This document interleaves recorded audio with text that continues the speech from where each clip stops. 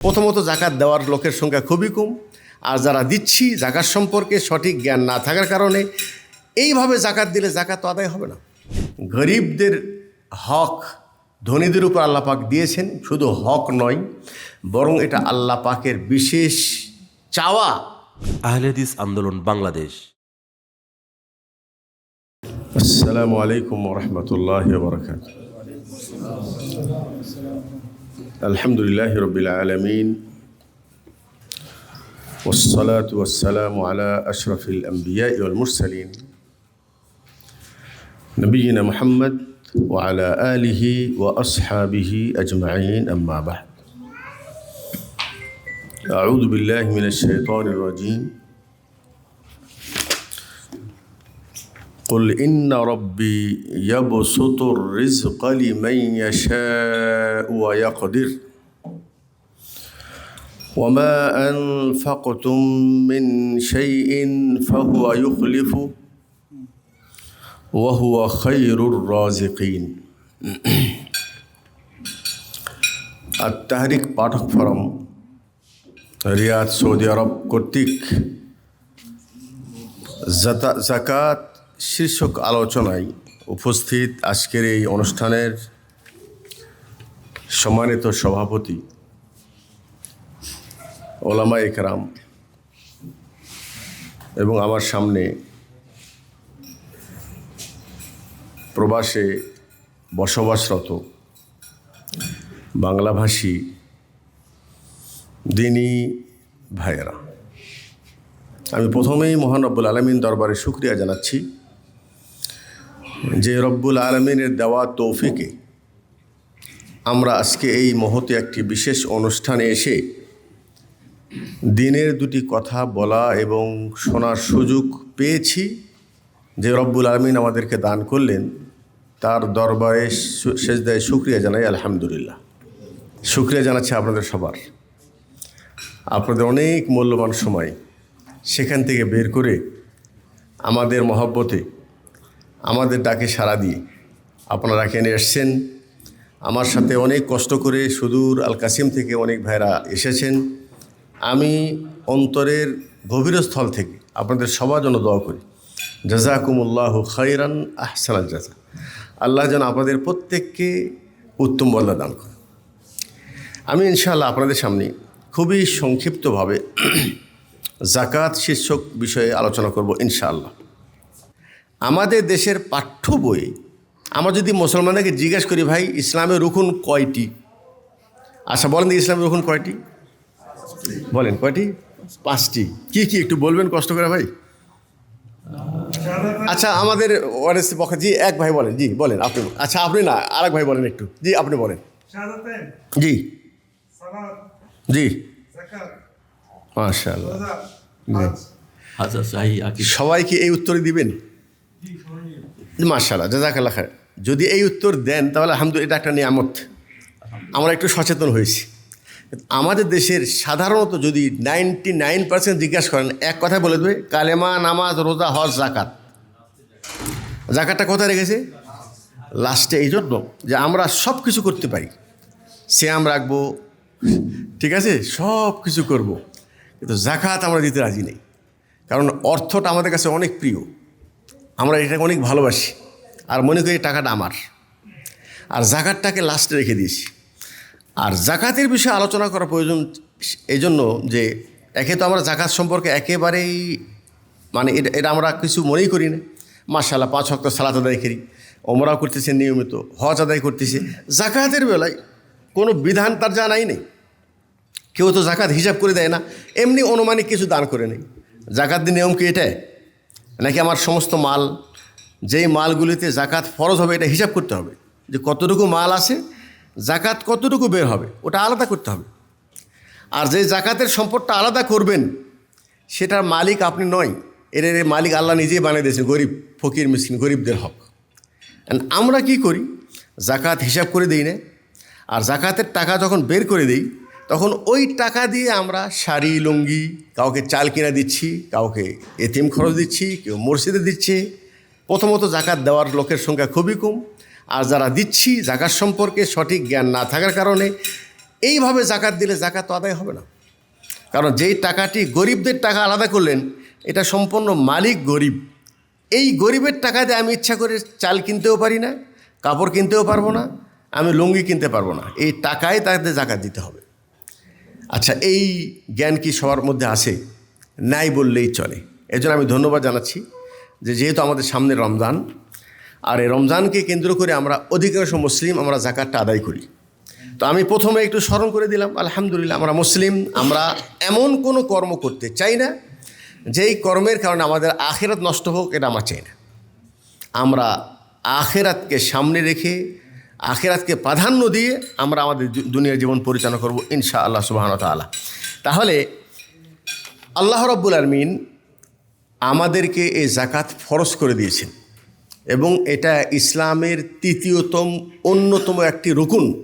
প্রথম হলো কালেমা, তারপরেই সালাত, আর তারপরেই জাকাত, এরপরে সওম, হজ।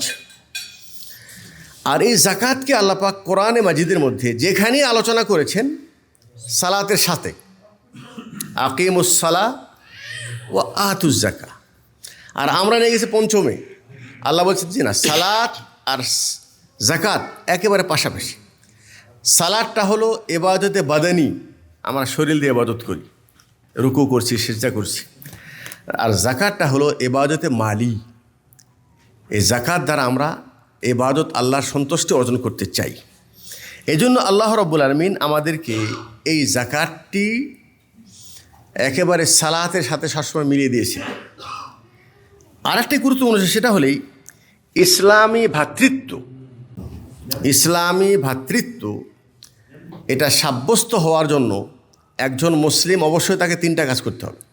কালেমা, যেটা আমরা জন্মসূত্রে পেয়ে গেছি, এরপরে সালাত, তার সাথে জাকাত।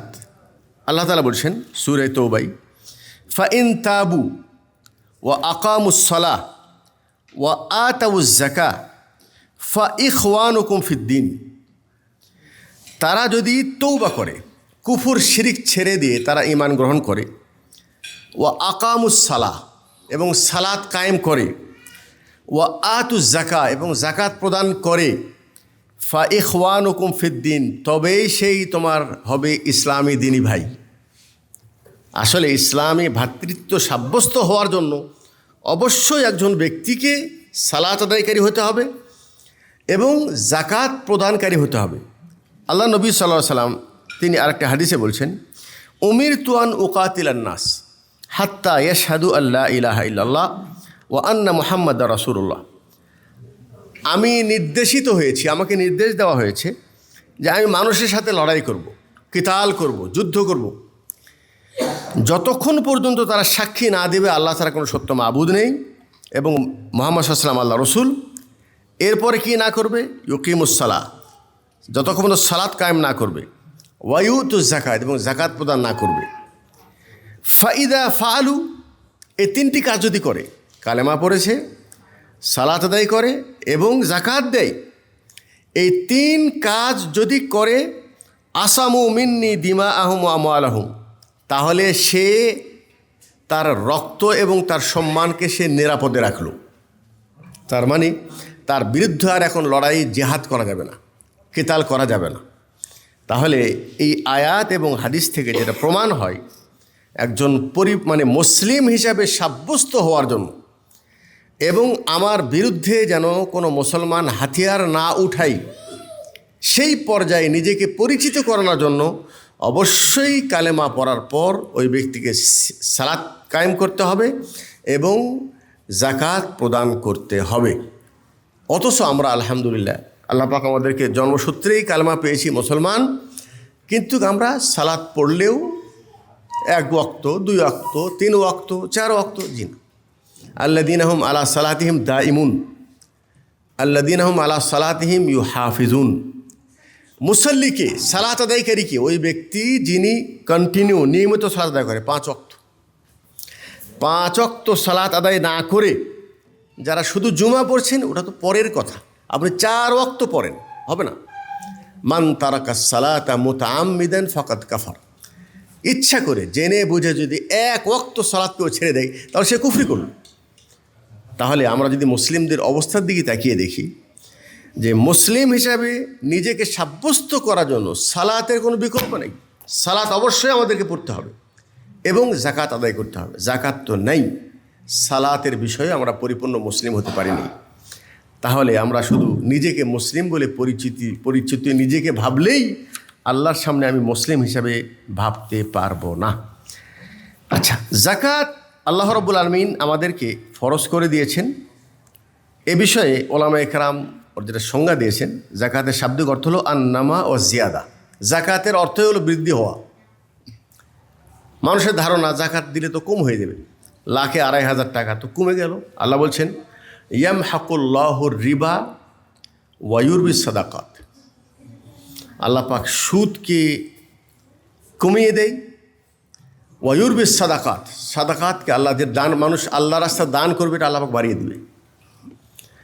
এটা চোখে দেখা যাবে না, আল্লাহ পাক বরকত দুনিয়াতেও বাড়িয়ে দেবে, আখিরাতে তো আছেই। তো জাকাতের শাব্দিক অর্থই হলো বৃদ্ধি পাওয়া, বেশি হওয়া।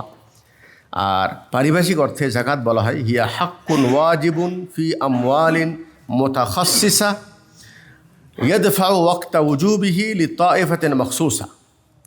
এটা আল্লাহ প্রদত্ত একটি হক এবং দায়িত্ব, যেটা আল্লাহ পাক আমাদের উপর ফরজ করে দিয়েছেন কিছু নির্দিষ্ট মালের উপরে। যেই মালটি যখন সে ব্যক্তি ওই মালের পরিমাণের উপর যখন সে তার উপর পরিমাণের মালিক হবে, তার উপর জাকাত ওয়াজিব হবে। সে সময় মতো সে ওয়াজিবটাকে আদায় করবে এবং সেই ওয়াজিবটা নির্দিষ্ট কিছু মানুষ খাত যেটা আছে জাকাতের খাত, সেই খাত অনুপাতে সে জাকাত আদায় করবে। জাকাতের হুকুম হলো এই, জাকাতকে কেউ যদি অস্বীকার করে তাহলে কাফের। যে জাকাত মানি না, জাকাতকে কেউ যদি অস্বীকার করে সে ইসলাম থেকে খারিজ হয়ে যাবে।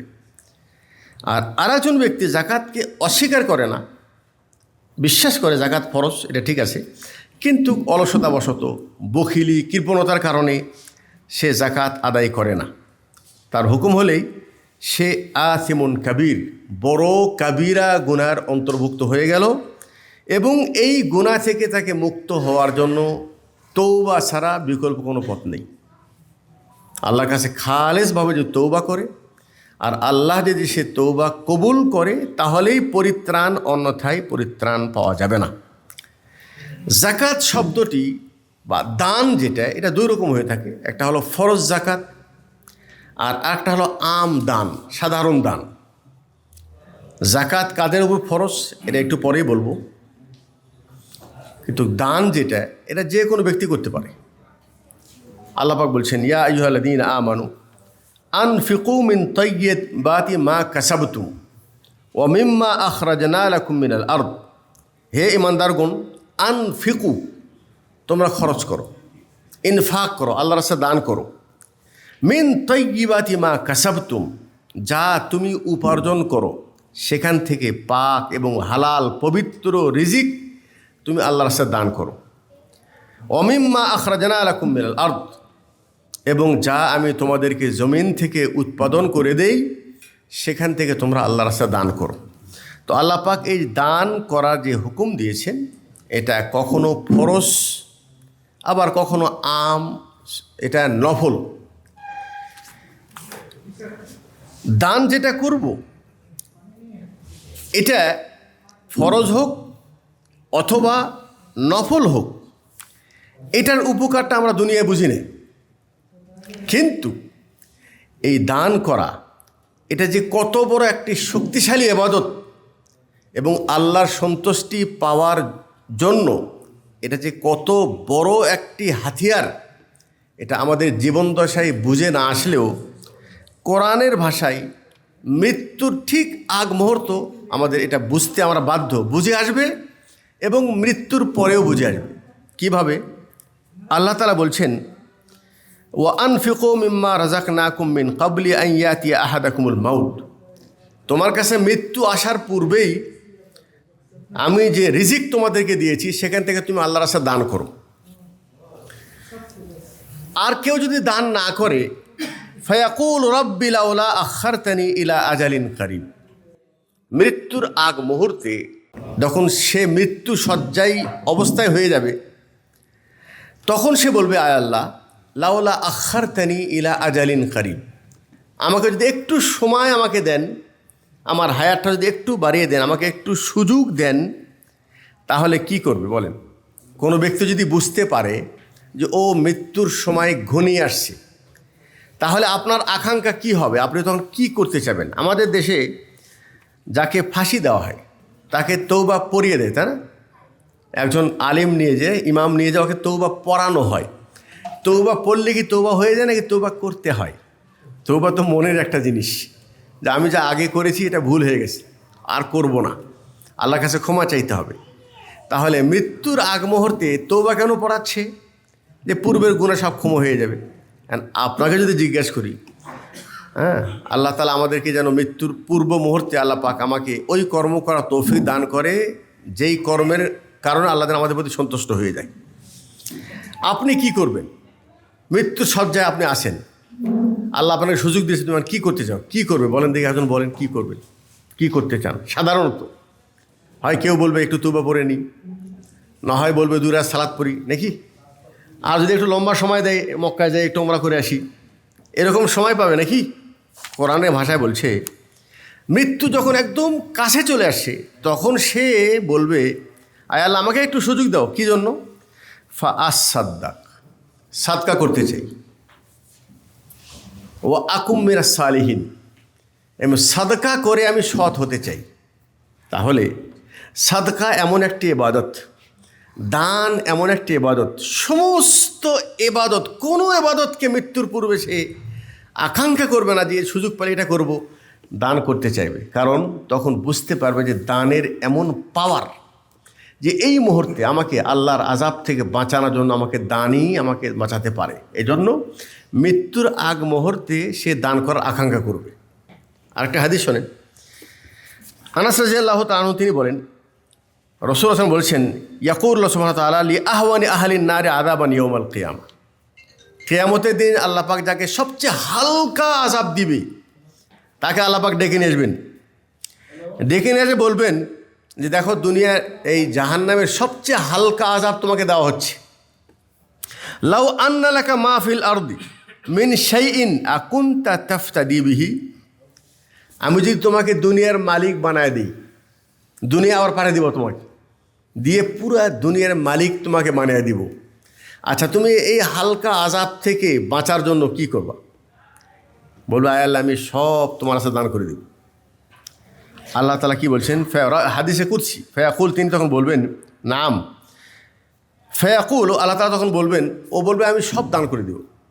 আল্লাহ তাআলা বলছেন, ওয়াকাদ আরাদতু মিনকা আহওয়ানা মিন যালিক, এত বড় কুরবানি তোমার কাছে চাই নেই। আমি তো তোমার কাছে চেয়েছিলাম যে আনতা আবুদুনি ওয়ালা তুশরিকু বি শাইআ, আমার ইবাদত করবা, আমার সাথে কাউকে শরিক করবা না। এই এতটুকু তোমার কাছে চাওয়া ছিল। বলার উদ্দেশ্য হলো এই যে হালকা আযাব থেকে বাঁচার জন্য ওকে যদি পৃথিবীর মালিক বানায় দেওয়া হয়, সেটাও সে খরচ করতে রাজি। কারণ আমাদের অবস্থা কি? আল্লাহ আমাদেরকে হেফাজত করুক। আমরা এই মুহূর্তে যদি দুনিয়া থেকে চলে যাই, আমাদেরকে কি আহওয়ান আযাব দিবে নাকি কঠিন আযাব দিবে? আমাদের আমল তো আমাদের সামনে, আমরাই তো তার সাক্ষী।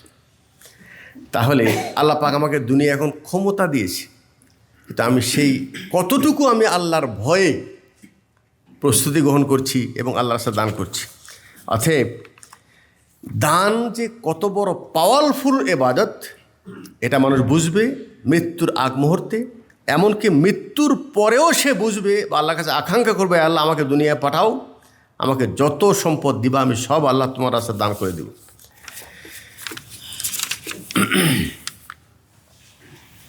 কোনো ব্যক্তি যদি যাকাত দিতে অস্বীকার করে, তাহলে তার বিরুদ্ধে ইসলামী রাষ্ট্র তাকে মুরতাদ ঘোষণা করে তাকে কতল করবে। আবু বকর সিদ্দিক রাদিয়াল্লাহু তাআলা আনহু তিনি বলছেন, ওয়াল্লাহি লা উকাতিলান্না মান ফাররাকা বাইনাস সালাতি ওয়াজ যাকাত, কেউ যদি সালাত আর যাকাতের মধ্যে পার্থক্য করে তাহলে আমি তার বিরুদ্ধে লড়াই করব। ফা ইন্নাজ যাকাতা হাক্কুল মাল ওয়াল্লাহি লাউ মানাউনি ইকালান কানু ইউআদ্দুনাহু ইলা রাসূলিল্লাহি সাল্লাল্লাহু আলাইহি ওয়াসাল্লাম লাকাতালতুহুম আলা মানইহি মুত্তাফাকুন আলাইহি। বলছেন যাকাত এটা হলো মালের একটি হক, দায়িত্ব, আল্লাহ প্রদত্ত হক। আল্লাহর শপথ, আল্লাহর কসম, কেউ যদি আমাকে এই কাল মানে একটা পশু জাকাত না দেওয়া তো দূরের কথা, পশুর গলায় যে রশি আছে এই পরিমাণ কোনো অর্থ যদি জাকাতের আসে আর সেটা দিতে কেউ যদি অস্বীকৃতি জানায়, তাহলে আমি তার বিরুদ্ধে কতল করব, লড়াই করব। কি বোঝা গেল?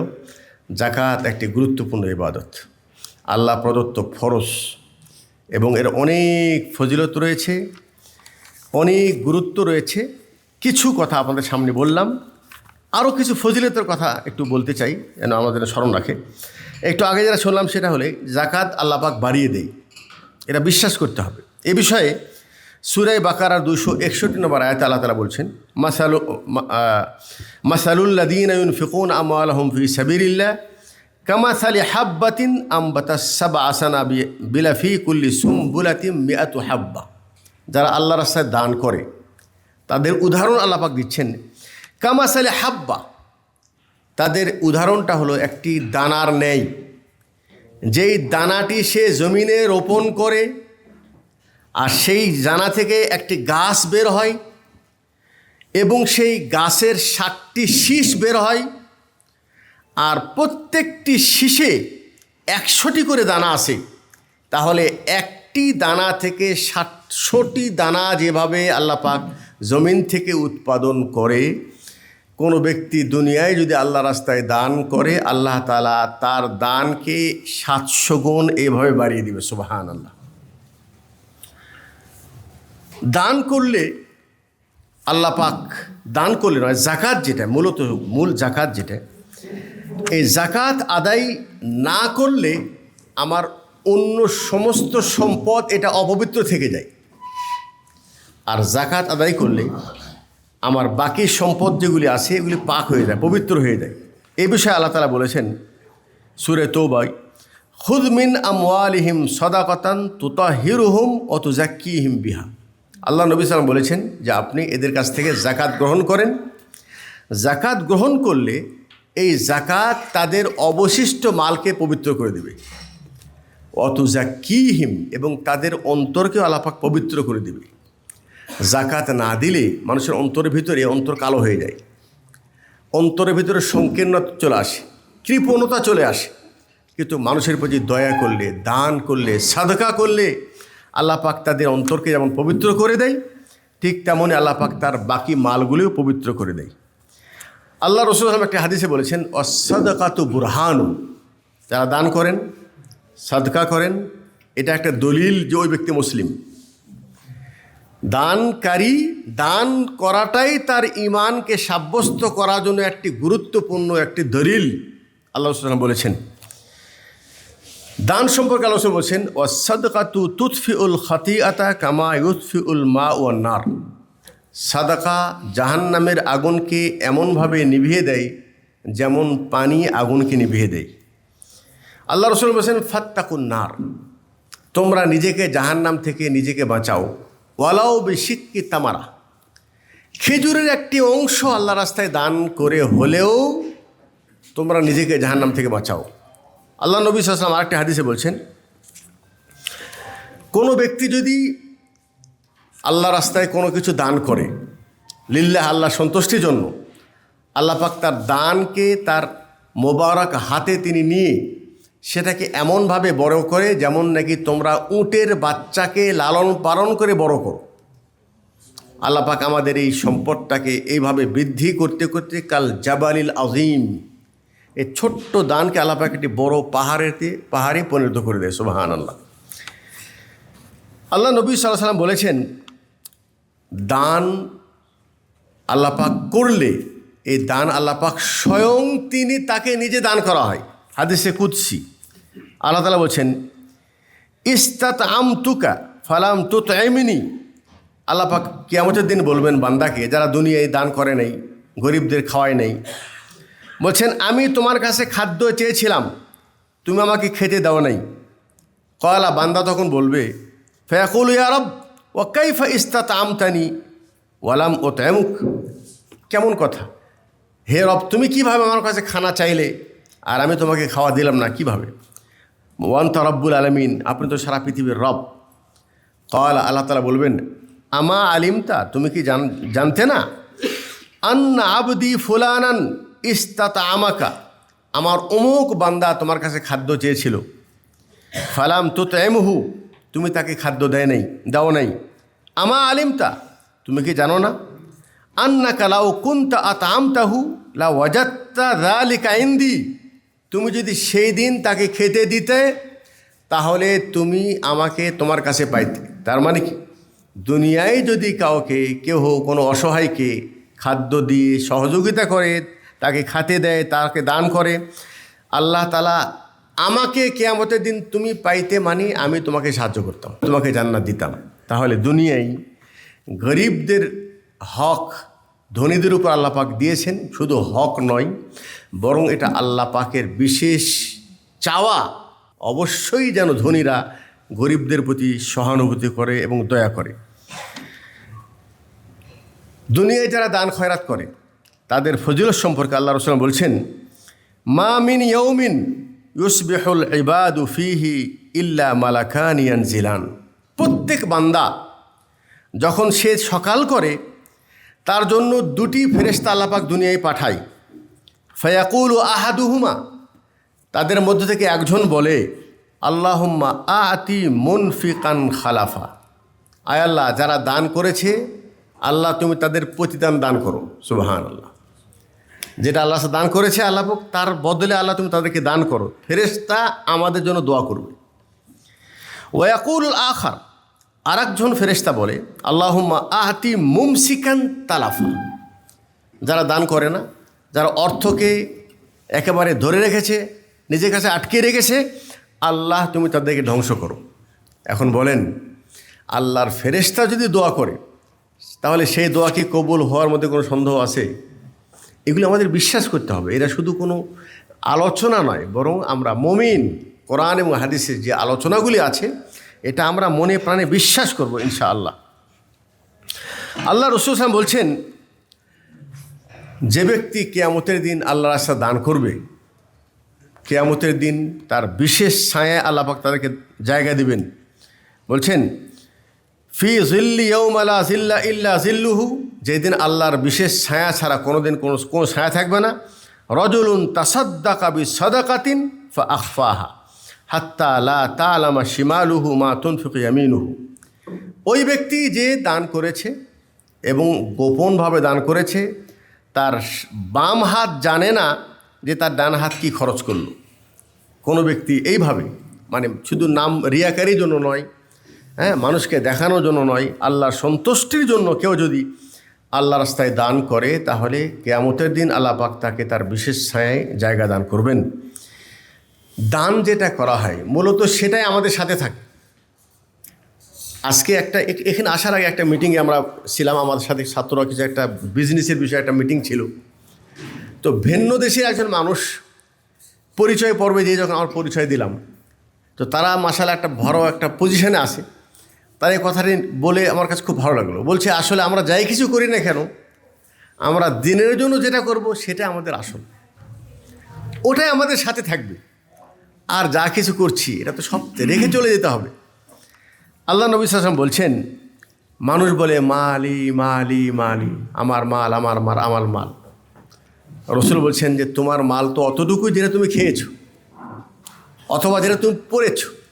খেয়েছো শেষ হয়ে গেছে, পরেছো কাপড় ছিঁড়ে গেছে, আর যেটা রেখে গেছো এটা তো তোমার না, এটা ওয়ারিসদের, রেখে চলে গেছো।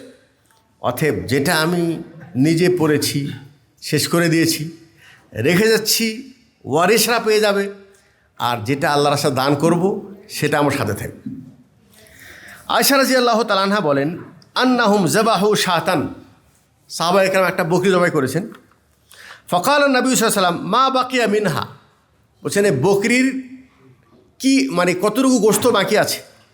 কালাত, আয়েশা রাদিয়াল্লাহু তাআলা আনহা বলেন, মা বাকিয়া মিনহা ইল্লা কাতফাহা, বলছে তাহলে গর্দানের কিছু অংশ বাকি আছে, বাকি সব দেওয়া শেষ, মানুষকে দিয়ে দিয়েছি। কাল রাসূল বলছেন, বাকিয়া কুল্লুহা, বলছে যেটা তুমি দান করেছো সব বাকি আছে, আর যেটা খাওয়ার জন্য রেখেছো এটাই শেষ হয়ে যাবে। কিন্তু এই বিশ্বাস তো আমাদের মধ্যে নেই। অতএব যেটা আমরা আল্লাহ রাস্তায় দিব এটা কিন্তু শেষ হয় নাই, এটা আমার জন্য মূলত আছে, এটা আমাদের জন্য থেকে যাবে। জাকাতের দেওয়ার কিছু ফজিলত সম্পর্কে আমরা শুনলাম। যার উপর জাকাত খরচ হয়েছে তিনি যদি জাকাত প্রদান না করেন, তার বিষয়ে একটি আয়াত শোনেন। আল্লাহ পাক সূরা আলে ইমরানের সূরা তৌবার 35 নম্বর আয়াতে বলছেন, ইয়াউমা ইউহমা আলাইহা ফি নারি জাহান্নাম ফাতুকওয়া বিহা জিবাহুহুম ওয়া জুহুরুহুম হাদা মা কানাসতুম লিআনফুসিকুম ফাদুকু মা কুনতুম তাকনিজুন। যে সম্পদকে আমরা আজকে খুব সুন্দর করে সাজিয়ে গুছিয়ে রাখতেছি, কিয়ামতের দিন এই সম্পদটি আল্লাহ পাক গরম করে একটা প্লেটের মতো সেটাকে বানিয়ে ওই গরম প্লেট দ্বারা আমার পাঁজর, আমার পিঠ, আমার শরীরের অংশকে আল্লাহ পাক দাগ দিবে। আল্লাহ পাক বলছেন, হাদা মা কানাসতুম লিআনফুসিকুম। এটাই সেই সম্পদ, যে সম্পদগুলি তোমরা নিজের জন্য একত্রিত করে রেখেছিলে। তার মানে হলোই হাদা মা কানাসতুম লিআনফুসিকুম, এটা ওই সম্পদ যেটা তোমার জন্য উপার্জন করেছো। তার মানে সব সম্পদ নয়। যে ব্যক্তি সম্পদ উপার্জন করে হিসাব মতো জাকাত দিয়ে দেয়, ওদের জন্য এটা কাজ নয়, ওদের সমস্যা নেই। কিন্তু যে ব্যক্তি সম্পদ উপার্জন করেছে, জাকাত ফরজ হয়েছে, জাকাত দেয়নি, ওই ব্যক্তির এই সম্পদ আযাব হয়ে তার কাছে এসে বলবেন, হাদা মা কানাসতুম লিআনফুসিকুম। এটাই সেই তোমার সম্পদ যেটা তুমি নিজের জন্য সংরক্ষণ করে রেখেছিলে। ফাদুকু মা কুনতুম তাকনিজুন, যা তুমি নিজে এটাকে সংরক্ষণ রেখেছিলে, এটার দ্বারাই এখন তুমি আজাদ তুমি ভক্ষণ করো।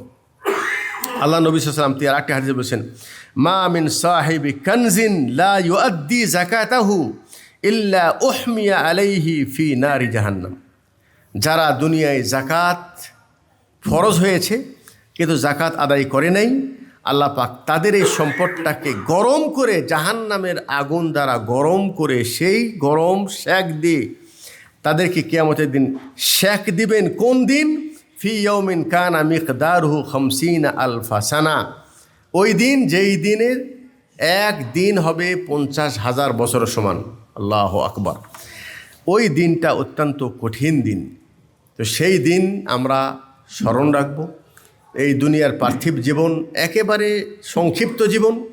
আল্লাহ নবী সাল্লাল্লাহু আলাইহি ওয়াসাল্লাম তো এভাবে উদাহরণ দিয়ে বলেছেন যে সমুদ্রে যে মা দুনিয়া ফিল আখিরাতি ইল্লা মিসলু মা ইয়াজআল আসাবিয়াহু ফিল ইয়াম ফালইয়ানজুর মাযা ইয়ারজা। তুমি দুনিয়ার জীবনকে যদি বুঝতে চাও তাহলে সমুদ্রে যে তোমার নিজের আঙ্গুলটাকে সমুদ্রের পানিতে ডুবো দাও, দিয়ে উঠিয়ে দেখো কতটুকু পানি তোমার হাতের আঙ্গুলের সাথে ফিরে আসছে। যতটুকু পানি ফিরে আসছে এটা হলো দুনিয়ার জীবন, আর এই সমুদ্র ভরে যত পানি আছে এটা হলো আখিরাতের জীবন। আজকে এই সামান্য ছোট্ট জীবনকে নিয়ে আমরা কত পরিকল্পনা, কত চেষ্টা, এটাকে সাজানোর জন্য চেষ্টা করছি, কিন্তু অনন্তকাল জীবন যে আমাদের জন্য অপেক্ষায় রয়েছে, আমাদের সামনে আসবে, সেটা নিয়ে আমাদের কোনোই প্রস্তুতি নেই। আল্লাহ রাব্বুল আমিন আমাদের প্রত্যেকের ভিতরে যেন আখিরাতের এই সচেতনতা যেন আমাদের মধ্যে বৃদ্ধি করে দেয়। এখন আমি সংক্ষিপ্ত আকারে বলবো যে আল্লাহ পাক আমাদেরকে যে সম্পদগুলি দিয়েছেন, এটা প্রায় 5 শ্রেণীর সম্পদ আছে। যে সম্পদগুলির উপর জাকাত আল্লাহ পাক যদি সেই নির্দিষ্ট পরিমাণ হয় তাহলে সেই পরিমাণ অনুযায়ী তাদের উপর জাকাত ফরজ হবে। প্রথম হলো জমিন থেকে উৎপাদিত ফসল। জমিন থেকে যে ফসলগুলো উৎপাদিত হয়, আল হবুব ও সিমার, এটা দানা আকারে অথবা যেটা পচনশীল বা যেটা সংরক্ষণ করে রাখা যায়, শাকসবজি যেটা পচনশীল এটার উপর জাকাত দেয়, এটার থেকে যেটা মূল্য আসবে সেটা। আর যেটা গম আছে, ধান সংরক্ষণ করা যায়, এই ধরনের ফসলাদির জন্য 612 কিলোগ্রাম, যেটা প্রায় হিসাব করে দেখা যাচ্ছে যে কত 15 মণ নাকি 16 মণ, জি ওটা, জি জি জি 18 মণ, জি 30 কেজি। 20 মণ যদি এ পরিমাণ হয় কারো, তাহলে ওই ফসলটা যদি পানি শেষ করে দেওয়া হয় তাহলে সেখানে রবুল ওসর 10 ভাগের 1 ভাগ, যেটা এনমি মানে বর্ষার পানিতে ফসল হয়ে যায়।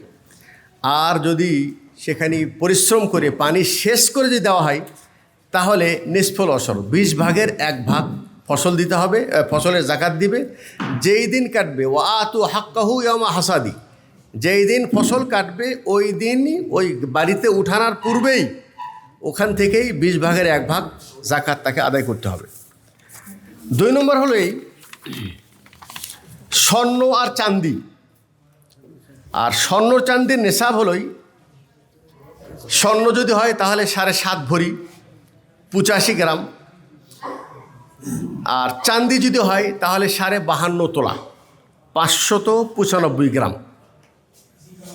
স্বর্ণ হোক অথবা রূপা হোক, 7.5 ভরি এবং 52.5 ভরি রূপা, এই পরিমাণ স্বর্ণ যদি কারো কাছে থাকে তাহলে তার উপর জাকাত ফরজ হয়েছে।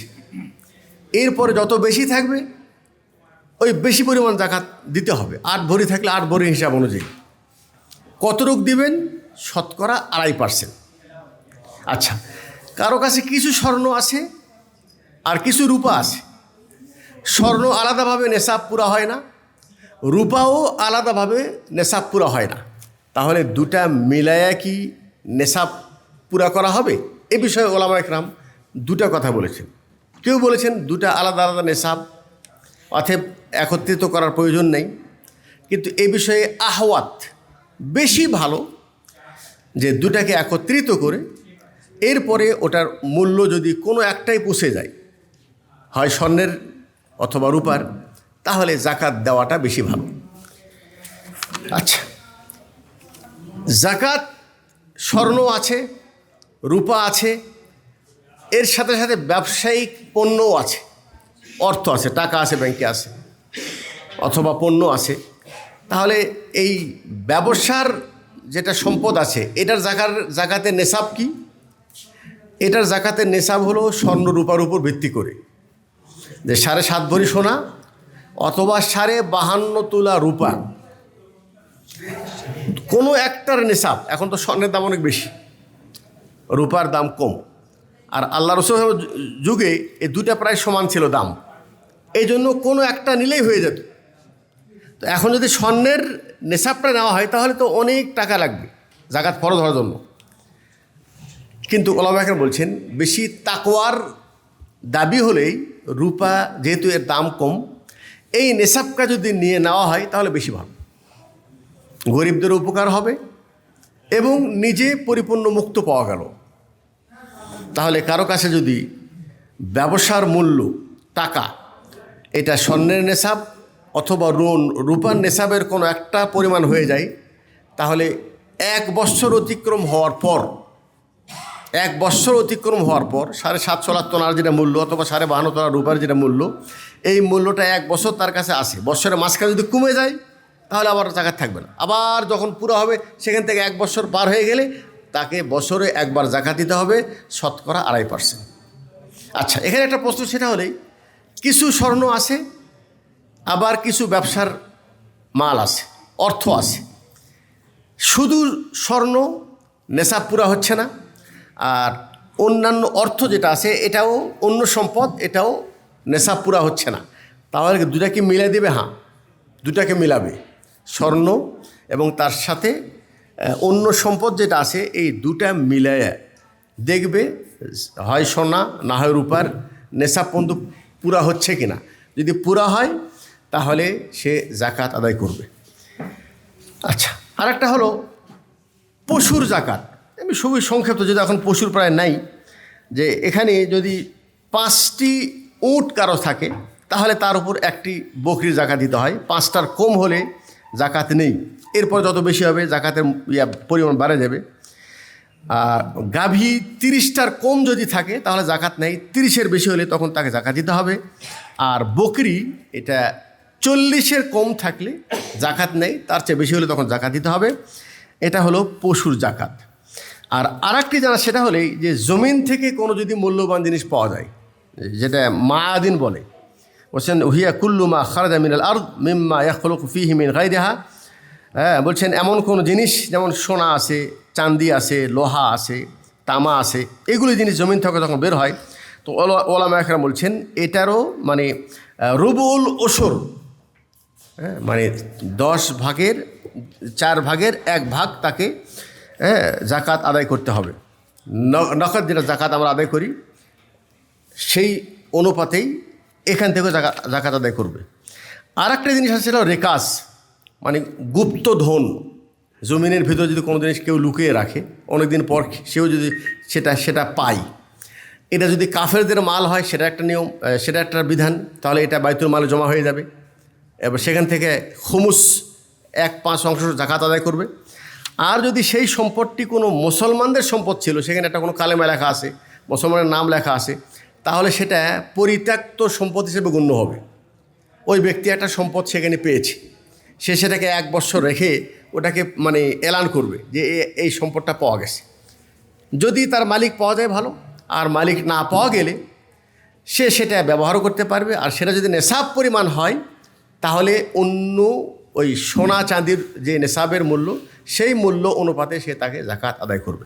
তা আমি খুবই সংক্ষিপ্ত আকারে জাকাতের মানে নেশাবটা, যদি এই বিষয়ে মাশাআল্লাহ আলোচনা আপনাদের সামনে ইতিপূর্বেও হয়ে থাকে আলহামদুলিল্লাহ। আমি মূলত আসলে বেশি প্রাধান্য দেওয়ার চেষ্টা করেছি যে আলহামদুলিল্লাহ আল্লাহ পাক আমাদেরকে সচেতনতা দিয়েছে, আলহামদুলিল্লাহ আমাদের মধ্যে কিছু দিনদারিত্ব আছে, কিন্তু দুনিয়ার অতি লোভ ভালোবাসা এটা আমাদেরকে একদম ভুলিয়ে রেখেছে। আল্লাহ পাক আমাদের যাদেরকে সম্পদ দিয়েছে, আমরা এই সম্পদটি শরীয়তের দেওয়া বিধান অনুযায়ী জাকাতের টাকা আলাদা করে, জাকাতের যেগুলি খাত আছে সেই খাত অনুপাতে আমরা জাকাত আদায় করার চেষ্টা করব ইনশাআল্লাহ তাআলা।